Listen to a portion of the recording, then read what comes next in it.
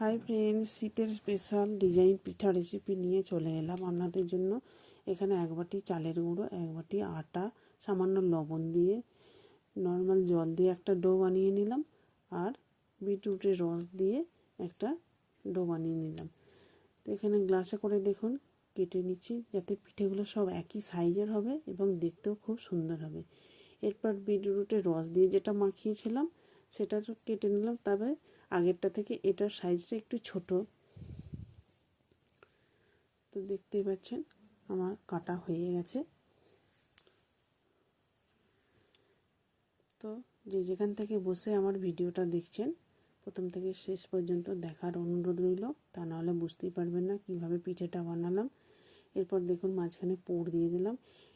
এরপর জল দিয়ে এই বিটরুটের যে ডোটা বানিয়েছিলাম, কেটে রেখেছিলাম, সেটা এর মধ্যে দিয়ে এভাবে ঢাকা দিয়ে দিলাম।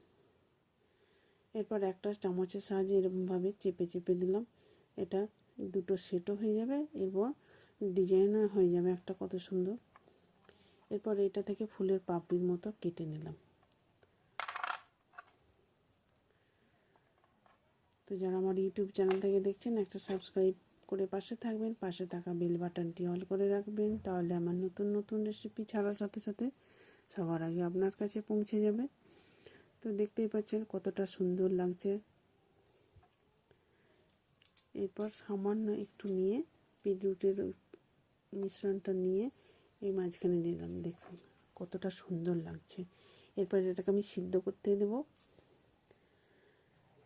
তো তার জন্য একটা পাত্রে জল দেখুন উনানে বসিয়ে দিলাম। এরপর পিঠেগুলো ছিদ্রযুক্ত পাত্রে নিয়ে তার উপরে 10 মিনিট রেখে দিলেই ব্যাস হয়ে গেল। তো দেখতেই পাচ্ছেন কতটা সুন্দর হয়েছে।